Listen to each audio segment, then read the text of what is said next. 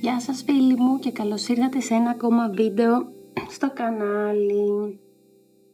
Αρχικά ευχαριστώ για κάθε μορφή επικοινωνίας, όπως πάντα, ό,τι μηνύματα, like, subscribes, οποιοδήποτε τρόπο επικοινωνείτε και μου δείχνετε το support σας. Ευχαριστώ πάρα πολύ τη στήριξή σας.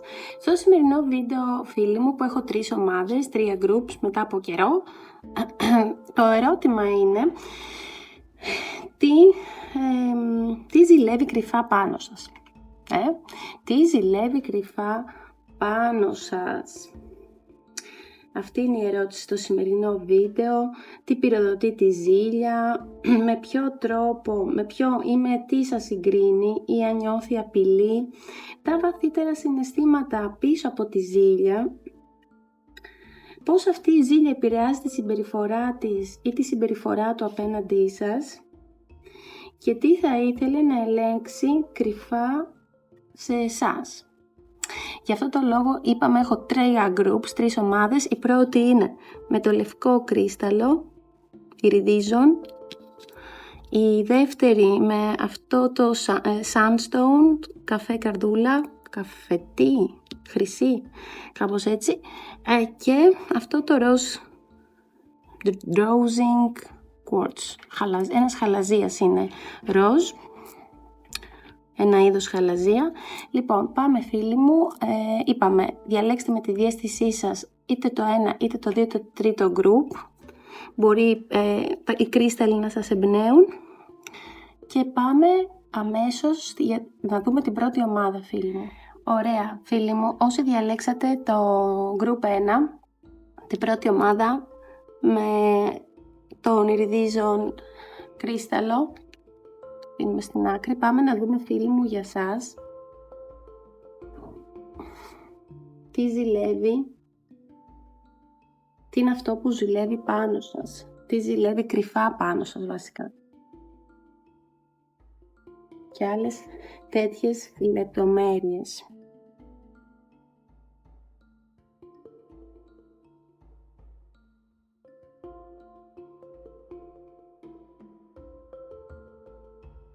Ομάδα 1, τι ζηλεύει κρυφά πάνω σας.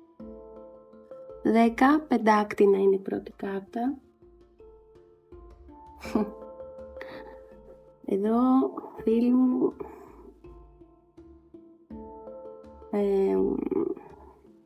με τι τώρα, με ποιον ή με τι σας συγκρίνει. Και έχουμε το Page of Cups. Είναι λίγο σκούρες οι κάρτες μου εδώ, πιο dark. Με το ακόλουθο των κυπέλων. Το συναίσθημα, το βαθύτερο συναίσθημα πίσω από τη ζήλια που δεν παραδέχεται στην τρίτη θέση. Man, 8 of Cups, 8 των κυπέλων, χαμός.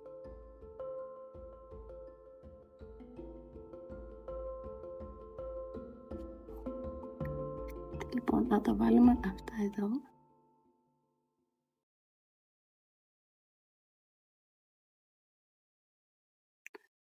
Στην επόμενη θέση πώς η ζήλια επηρεάζει τις πράξεις του ή τις πράξεις της. King of Swords, βασιλιάς των σπαθιών.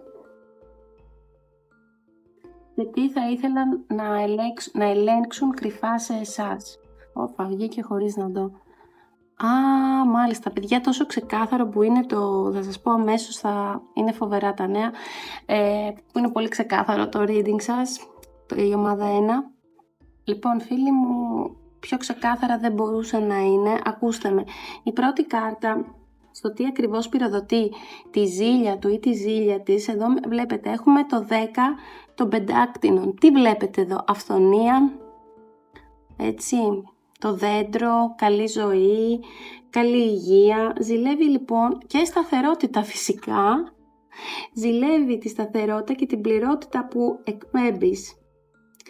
εκπέμπεται. Σε βλέπει σαν άνθρωπο που μπορεί να χτίσει ζωή, ασφάλεια και μέλλον. Ότι έχετε μέλλον. Το οποίο μπορεί να είναι με εκείνον ή εκείνη ή με οποιονδήποτε άλλον. και αυτό του ενεργοποιεί βαθύ πόνο. Εντάξει, δηλαδή έχετε τη σταθερότητα, έχετε τα πάντα, βλέπετε αυθονία και ότι μπορείτε να χτίσετε μέλλον και με άλλο σύντροφο. Και έτσι αυτό τους ενεργοποιεί βαθύ φόβο. Δηλαδή αυτό που λένε είναι, αν δεν είμαι εγώ, θα υπάρξει κάποιος άλλος που θα σου προσφέρει όλα αυτά ή μπορείς να μοιραστείς όλα αυτά. Δηλαδή έχετε και μια ανεξαρτησία εδώ, δεν σας λείπει κάτι. Έτσι, αυθονία. Με ποιον ή με τι σας συγκρίνει και τι τον ή την απειλεί. Έχουμε τον ακόλουθο των κυπέλων. Ακόλουθος των κυπέλων. Λοιπόν, τι σημαίνει αυτό? Σας συγκρίνει με τη δυνατότητά σας να αγαπάτε ξανά. Πω ζήλια. Σας συγκρίνει με τη δυνατότητά σας να μπορείτε να αγαπάτε ξανά, ακόμα και δηλαδή μετά, αφού έχετε πληγωθεί ή έχετε τελειώσει με ένα άτομο, ζηλεύει πάρα πολύ την ικανότητά σας να μπορείτε να ανοίγετε την καρδιά σας ξανά, και ο ακόλουθος των κυπέλων δείχνει ζήλια απέναντι στη γλυκύτητα, στην αθωότητα, στο ότι η καρδιά σας δεν κλείνει. Φοβάται ότι μπορεί να μπει κάποιος νέος στη ζωή σας που θα σας μιλήσει πιο τρυφερά, πιο ανοιχτά, χωρίς συναισθηματικά μπλοκαρίσματα. Παιδιά, το άτομό σας το τρώει ζήλια. Πάμε παρακάτω. Τρίτο, σας το λέω τουλάχιστον από ό,τι βλέπω εδώ, τρίτη κάρτα, 8 των κυπέλων. Ποιο είναι το συναίσθημα πίσω από τη ζήλια που δεν παραδέχεται?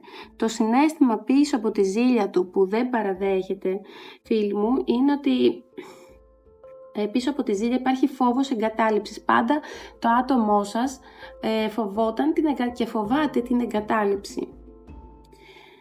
Δείχνει ότι βαθιά μέσα του ή μέσα της φοβάται ότι έχετε ήδη απομακρυνθεί συναισθηματικά και νιώθει ότι ίσως είστε έτοιμοι να αφήσεις πίσω ό,τι δεν σε γεμίζει. Η ζήλια εδώ γεννιέται από τη σκέψη, από την εξής σκέψη: και αν έχει ήδη φύγει από μένα, έστω και αν δεν το λέει. Εντάξει. Άρα ξαναλέω, είναι ο φόβος της εγκατάλειψης, ότι απομακρύνεστε ή ότι έχετε ήδη απομακρυνθεί. Εντάξει, ότι έχετε το κουράγιο να το κάνετε, έχετε το κουράγιο να φύγετε. Και αυτό δεν μπορεί να το παραδεχτεί. Στην τέταρτη θέση, φίλοι μου, με το βασιλιά των σπαθιών, εδώ βλέπουμε πώς αυτή η ζήλια επηρεάζει τη συμπεριφορά του ή τη συμπεριφορά της απέναντί σας. Προσέξτε τώρα. Τα σπαθιά συνδέονται με την ψυχρότητα, τη λογική, έτσι. Δηλαδή όλη αυτή η ζήλια που έχει, που της βγαίνει, τον κάνει να σκέφτεται πάρα πολύ πριν μιλήσει, να κρύβει τα συναισθήματά του ή τα συναισθήματά της και να προσπαθεί να δείχνει λογικός ή λογική και αδιάφορος ή αδιάφορη. Κοιτάξτε τώρα. Η ζήλια δεν εκφράζεται συναισθηματικά, δηλαδή δεν σας δείχνει ότι ζηλεύει. Σε καμία περίπτωση προσπαθεί να κρατήσει την ψυχραιμία του ή τη λογική του ή να κρύβει τα συναισθήματά του ή τα συναισθήματά της, να δείχνει λογικός ή λογική, και όχι μόνο δεν εκφράζεται συναισθηματικά, αλλά εκφράζεται με σιωπή, παρατήρηση και παιχνίδια και mind games, mental παιχνίδια. Εντάξει, καταλάβατε τώρα? Λοιπόν, και στην τελευταία θέση, τι θα ήθελε κρυφά να μπορεί να ελέγξει σε εσάς, βλέπουμε τη δύναμη. Εδώ, παιδιά, η κάρτα της δύναμης δείχνει ότι δεν μπορεί να σας χειριστεί, δεν μπορεί να σας λυγίσει και δεν μπορεί να σας πάρει τη δύναμη. Να το θυμάστε αυτό. Δεν μπορεί να σας χειριστεί, δεν μπορεί να σας λυγίσει και δεν μπορεί να σας πάρει τη δύναμη. Είστε πιο δυνατοί από αυτόν ή από αυτήν. Αυτό φυσικά γεννά θαυμασμό αλλά και ζήλια. έτσι. Η δύναμή σας ή τον έλκει ή την έλκει, αλλά τον φοβίζει και την φοβίζει επίσης. Δηλαδή είναι ένα μίξ θαυμασμού και ζήλιας, μάλλον είναι ένας μίξ θαυμασμού και φόβου. Εντάξει, συνοψίζοντας φίλοι μου για το group 1, το άτομό σας ζηλεύει τη σταθερότητα που εκπέμπετε, την ανοιχτή σας καρδιά και τη δύναμή σας να προχωράτε χωρίς φόβο. Πίσω από τη ζήλια υπάρχει φόβος απώλειας και η αίσθηση ότι μπορείτε να φύγετε ανα πάσα στιγμή όταν κάτι δεν σας γεμίζει πια. Εξωτερικά κρατά απόσταση και έλεγχο, έτσι, όμως βαθιά μέσα του ή μέσα της δεν μπορεί να αγνοήσει τη δύναμη και την αξία σας. Εντάξει.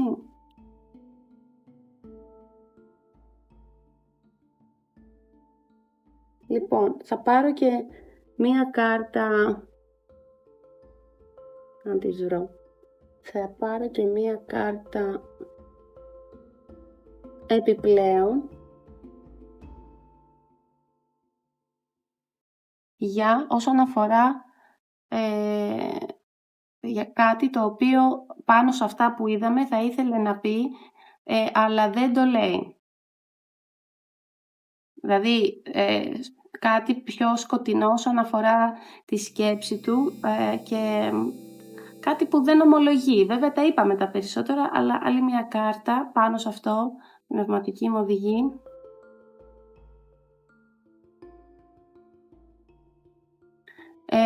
Λοιπόν, το άτομο νιώθει ανεπαρκής και βαθιά μέσα του πιστεύει ότι δεν μπορεί να σας δώσει ό,τι αξίζετε. Ζητάει συγγνώμη. Λέει συγγνώμη, αλλά δεν μπορώ να σου δώσω ό,τι πραγματικά αξίζεις. Λοιπόν, φίλοι μου,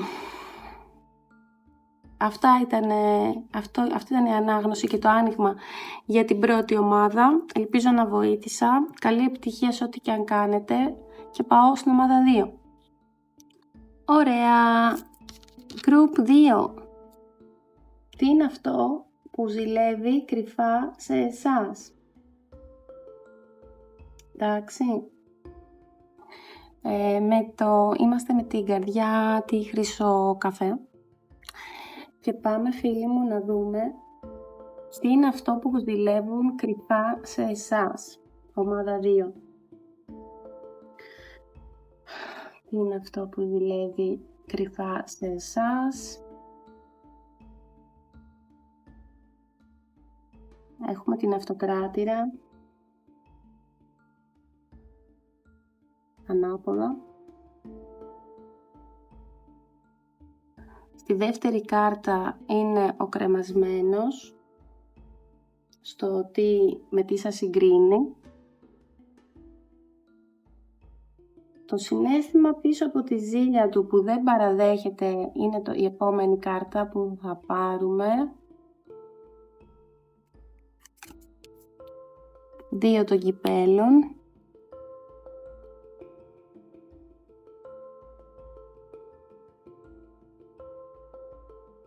Πώς αυτή η ζήλια επηρεάζει τη συμπεριφορά του ή τη συμπεριφορά της απέναντί σας, στην τέταρτη θέση. 2 το πεντάκτηνα, 2 πεντάκτηνων ανάποδα. Και το τι θα ήθελε κρυφά να μπορεί να ελέγξει σε εσάς. Στην επόμενη θέση, τελευταία.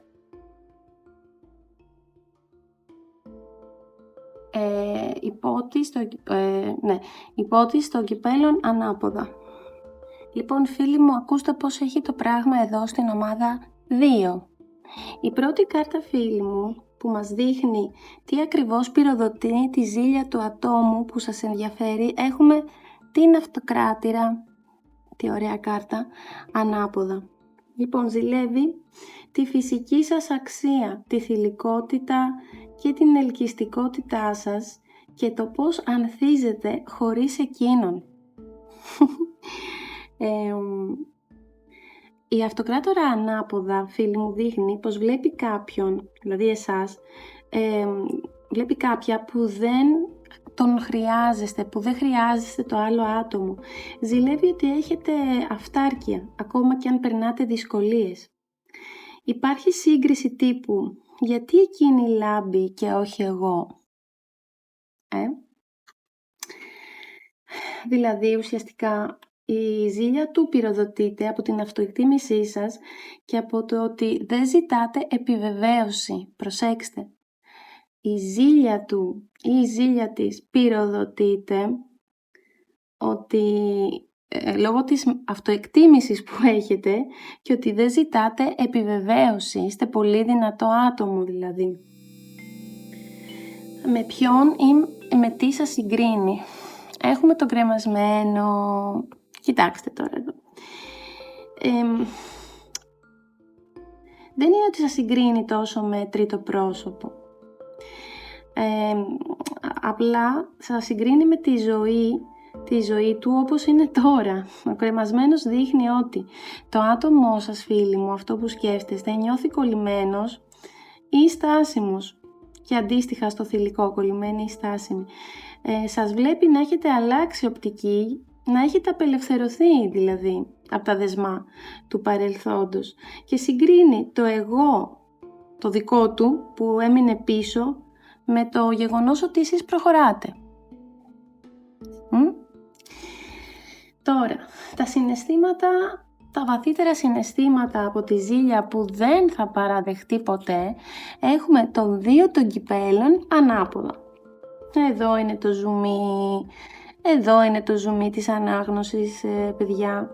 Υπάρχει πληγωσμένος δεσμός, παιδιά. Ανεκπλήρωτη ένωση και συναισθηματικό ρήγμα.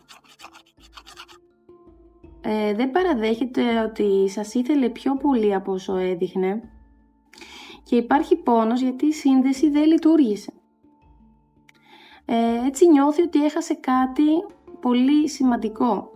Δεν είναι απλή ζήλια, είναι, πλέον είστε το συναισθηματικό του αποθυμένο. Είναι κάτι παραπάνω δηλαδή από ζήλια εδώ. Πώς αυτή η ζήλια επηρεάζει τις πράξεις του. Έχουμε τα 2 πεντάκτηνα ανάποδα. Εδώ μιλάμε για τον πλήρη αποσυντονισμό, είναι ανάποδα. Μία σας πλησιάζει, αυτό μπορεί παιδιά να είναι και κυριολεκτικά ή μεταφορικά, ενεργειακά. Μία απομακρύνεται, δεν ξέρει πώς να διαχειριστεί τα συναισθήματά του απέναντί σας ή τα συναισθήματά της. Κάνει λάθος κινήσεις, χάνει τον έλεγχο. Πολύ απλά, γιατί είναι και ανάποδα. Η ζήλια του, η ζήλια της την κάνει να χάνει ισορροπία και να αυτοσαμποτάρεται. Το άτομο που σκέφτεστε αυτοσαμποτάρεται, φίλοι μου, από τη ζήλια. Δεν μπορεί να κρατήσει τον έλεγχο και την ισορροπία του. Τι θα ήθελε κρυφά να ελέγξει σε εσάς. Τι θα ήθελε κρυφά να ελέγξει σε εσάς. Έχουμε τον υπότιτλο των κυπέλων ανάποδα. Και αυτό που θα ήθελα, φίλοι μου, να ελέγξει είναι σε ποιον δίνεται συναίσθημα τώρα. Βέβαια και γενικά θα μπορούσε να είναι αυτό. Δηλαδή αν ερωτεύεστε, αν έχετε ερωτευτείτε, αν συγκρίνετε, αν συγκινείστε, αν ανοίγεστε αλλού. Δηλαδή το ρομαντικό σας ενδιαφέρον. Αυτό θα ήθελε κρυφά να μπορεί να ελέγξει. Ο υπότιτλος των κυπέλων ανάποδα, φίλοι μου, δείχνει φόβο ότι κάποιος άλλος θα έρθει και θα πάρει τη θέση που εκείνος ή εκείνη δεν τόλμησε να κρατήσει.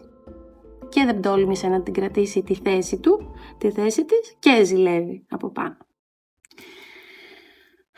Συνολικό μήνυμα, φίλοι μου, περίληψη δηλαδή εδώ, στην ομάδα 2. Το άτομο που σκέφτεστε αυτή τη στιγμή ζηλεύει τη φυσική σας αξία, την εσωτερική σας δύναμη και το πώς έχετε μάθει να στέκεστε αυτάρκης χωρίς να χρειάζεστε επιβεβαίωση. Σας βλέπει να ανθίζετε με το δικό σας τρόπο, ενώ εκείνος νιώθει στάσιμο και εγκλωβισμένο στο ίδιο σημείο. Πίσω από τη ζήλια κρύβεται ένας πληγωμένος συναισθηματικός δεσμός, μια ένωση που δεν ολοκληρώθηκε ποτέ, αλλά δεν ξεχάστηκε. Υπάρχει ανεκπλήρωτο συναίσθημα, αποθυμένο, και η αίσθηση ότι κάτι πολύτιμο χάθηκε. Δηλαδή συνέχεια γυρνάει πίσω και σκέφτεται τι έχει χάσει. Το άτομο αυτό δεν νομίζω να σας ξεπεράσει ή να σας ξεχάσει ποτέ. Να σας πω την αλήθεια. Αυτή η ζήλια επηρεάζει τη συμπεριφορά του ή τη συμπεριφορά της, δημιουργώντας αστάθεια. Με το 2 των πεντάκτηνων ανάποδα. Οκ. Μπερδεμένες κινήσεις, εσωτερική σύγκρουση. Κρυφά θα ήθελε να ελέγξει σε ποιον δίνετε την καρδιά σας και αν επιτρέπετε κάποιον άλλο να σας πλησιάσει συναισθηματικά. Το μήνυμα εδώ της ανάγνωσης, φίλοι μου, δεν είναι ότι δεν ζηλεύει μόνο αυτό που είστε, ζηλεύει αυτό που δεν τόλμησε να κρατήσει. Εντάξει. Και θα πάρω και μία κάρτα από το Dark Confessions, από κρυφές εξομολογήσεις, για να ολοκληρώσουμε την ομάδα 2.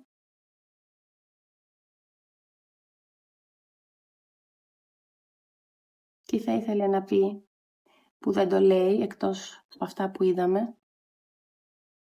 Δεν μπορώ να σε υποστηρίξω και να υποστηρίξω τις πράξεις σου. Αυτά που κάνετε. Δεν μπορεί να σας υποστηρίξει. Δεν μπορώ να υποστηρίξω τις πράξεις σου. Είναι πάρα πολλά για μένα. Είδατε που σας είπα ότι είναι ανεπαρκής. Το άτομο είναι ανεπαρκής να κρατήσει έστω και τη θέση του. Είναι πάρα πολλά για μένα να διαχειριστώ. Οκ. Αυτά, φίλοι μου. Εύχομαι να ξεκαθαρίστηκε το τοπίο, να βοήθησα. Καλή επιτυχία σε ό,τι και αν κάνετε από εδώ και πέρα. Και πάω στην ομάδα 3. Γεια και στην ομάδα 3. Όσοι διαλέξατε την ομάδα 3 με το ροζ. Χαλαζία. Πάμε να δούμε, φίλοι μου, και για εσάς τι είναι αυτό που ζηλεύει κρυφά επάνω σας. Και στην ομάδα 3 το άτομο που έχετε αυτή τη στιγμή στο μυαλό σας, το άτομο που σας ενδιαφέρει. Τι ζηλεύει, φίλοι μου, κρυφά πάνω σας.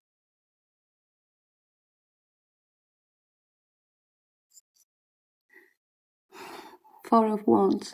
4 το ράβδον, τι πυροδοτεί τη ζήλια του ή της, εννοείται, γιατί αναφερόμαστε και στα δύο φύλλα. Με τι σας συγκρίνουν.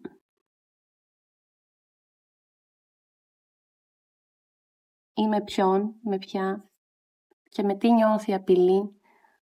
Μάλιστα. Η δύναμη, στη δεύτερη θέση. Στη τρίτη θέση έχουμε το βαθύτερο συναίσθημα πίσω από τη ζήλια και αυτό που δεν παραδέχεται.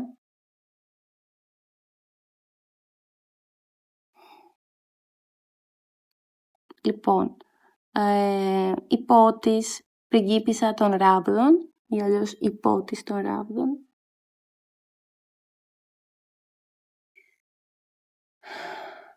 Πώς η ζήλια επηρεάζει τις πράξεις τους, δηλαδή ποιο είναι το αποτέλεσμα ουσιαστικά της ζήλιας, πώς φαίνεται, πώς μπορείτε να το αναγνωρίσετε, πώς εκφράζεται. Η δικαιοσύνη.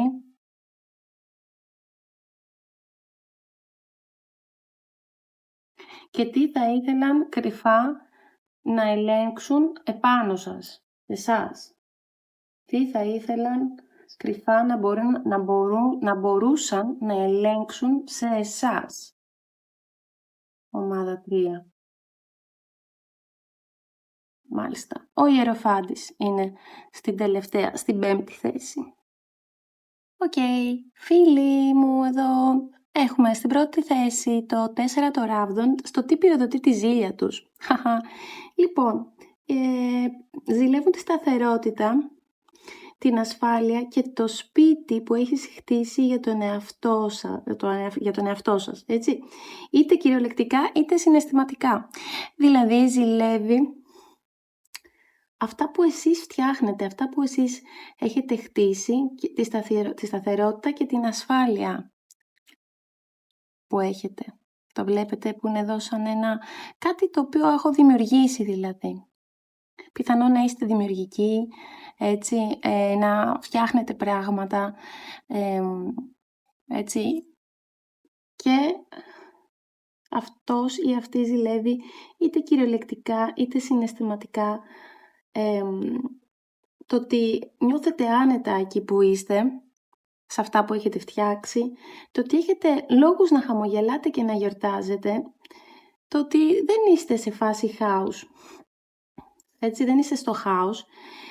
Επομένως, αυτό που τους κάνει trigger είναι η εσωτερική σας γείωση και η αίσθηση ότι ανήκετε κάπου με ή χωρίς αυτούς.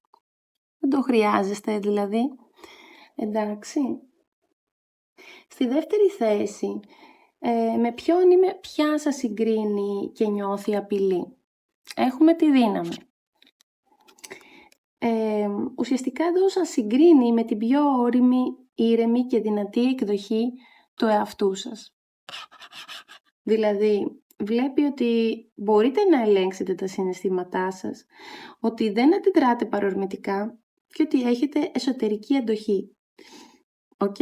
Τη δύναμη που έχετε, δηλαδή την εσωτερική σας δύναμη. Η απειλή εδώ δεν είναι κάποιο τρίτο πρόσωπο. Είναι η ψυχική σας δύναμη, για την ακρίβεια. Στην τρίτη θέση βλέπουμε το βαθύτερο συναίσθημα πίσω από τη ζήλια, το οποίο δεν παραδέχεται. Εδώ έχουμε, φίλοι μου, το princess, την πριγκίπισσα των ράβδων. Και εδώ υπάρχει φθόνος, όχι απλά ζήλια, μιλάμε για φθόνο ανακατεμένος με ενθουσιασμό και επιθυμία ταυτόχρονα. Σας βλέπουν ως κάποιον ή κάποια που ξεκινά νέα πράγματα, που έχετε σπίθα, όρεξη, ερωτισμό. Σας βλέπουν σαν ένα άτομο που δεν φοβάται να ζήσει. Εν αντιθέσει με το άτομό σας. Δεν το παραδέχονται, αλλά σας θαυμάζουν και σας ποθούν ταυτόχρονα. Ενδεχομένως να μην το παραδεχτούν και ποτέ από τη ζήλια τους. Να θυμάστε, σας θαυμάζουν, σας ποθούν και σας ζηλεύουν ταυτόχρονα.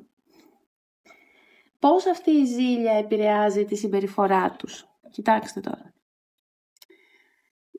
Εδώ, με τη δικαιοσύνη. Εδώ, δεν ξεσπούν, προσέξτε, δεν ξεσπούν, συγκρατούνται, κρατούν αποστάσεις, σας παρατηρούν προσεκτικά, και ζυγίζουν τι θα πούν και τι θα κάνουν. Επομένως, φίλοι μου, εδώ η ζήλια τους, να ξέρετε ότι τους κάνει ψυχρούς, λογικούς και πολύ προσεκτικούς στο τι θα πούν, τι θα κινηθούν, πώς θα κινηθούν. Οπότε αν αναγνωρίσετε τέτοιες συμπεριφορές, έχετε στο νου σας τα προηγούμενα, τι θα ήθελαν κρυφά να μπορούν να ελέγξουν σε εσάς. Έχουμε τον Ιεροφάντη, προσέξτε τώρα. Τον Ιεροφάντη, βλέπετε, έχουμε ένα μάτι και μία πυραμίδα. Έτσι. Τι θα ήθελαν να ελέγξουν, τις αξίες σας, τις πεποιθήσεις σας και τις επιλογές σας σε σχέση με δέσμευση, γάμο ή αυτό που λέμε σωστό ή λάθος. Θέλουν να ξέρουν ότι παίζεις με κανόνες που μπορούν να καταλάβουν. Άρα, ξαναλέω, προσπαθούν και θα ήθελαν να ελέγξουν τις αξίες σας, τις πεποιθήσεις σας. Θέλουν να ξέρουν ότι παίζετε με κανόνες που μπορούν να καταλάβουν. Δεν ξέρω αν καταλαβαίνετε σε αυτό. Να κάνουμε μια περίληψη. Το άτομο για το οποίο ρωτάμε και που σας ενδιαφέρει, φαίνεται ότι ζηλεύει τη σταθερότητα και την ασφάλεια την οποία έχετε κατακτήσει. Προσέξτε, έχετε κατακτήσει στη ζωή σας. Σας βλέπει γιωμένη, σίγουρη για τον εαυτό σας και συναισθηματικά πολύ δυνατό. Κάτι που το κάνει στο άτομο αυτό είναι απειλή για αυτόν ή για αυτήν. Πίσω από τη ζήλια, να ξέρετε, κρύβεται θαυμασμός, έλξη και η αίσθηση ότι εσύ ξεκινάς νέα κεφάλαια με ενθουσιασμό και αυτοπεποίθηση. Ωστόσο, επιλέγει να συγκρατείται και να λειτουργεί λογικά χωρίς ξεσπάσματα. κρυφά θα ήθελε να έχει λόγο στις αξίες σας, στις επιλογές σας και στον τρόπο που ορίζετε τη δέσμευση και το σωστό που είναι για εσάς. Ακούστε τώρα, φοβερό. Θα ήθελε δηλαδή να έχει λόγο. Θα ήθελε να μπορεί να ελέγξει αυτό το κομμάτι. Άρα εδώ το μήνυμα στην ομάδα 3, φίλοι μου, είναι ξεκάθαρο. Ζηλεύει όχι επειδή είστε άστατοι.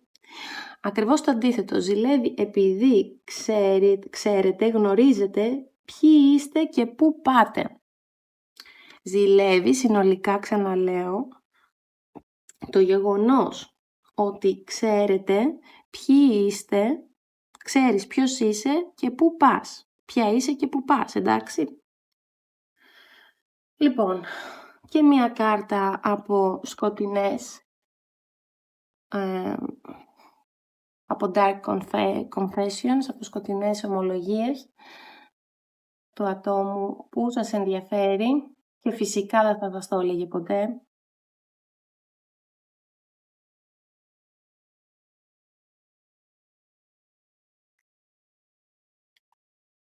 Οκ, λοιπόν, λέει η τιμή μου, η τιμή μου, my pride and ego και ο εγωισμός μου έχουν πληγωθεί. Έτσι ήθελα εκδίκηση. Μάλιστα, πάρα πολύ ωραία. Η τιμή του και το εγώ του ή της πληγώθηκε σε αυτή τη σχέση. Έτσι εγώ ήθελα εκδίκηση.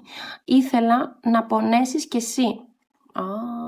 Λοιπόν, αν έχετε πονέσει από αυτή τη σχέση και το άτομο που έχετε αυτή τη στιγμή στην ερώτηση στο μυαλό σας, να ξέρετε ότι ό,τι έχει κάνει, αν σας έχει πληγώσει δηλαδή, το έχει κάνει ακριβώς γιατί έχει πληγωθεί και με αυτόν τον τρόπο να σας πληγώσει και εσάς ήθελε να πάρει εκδίκηση.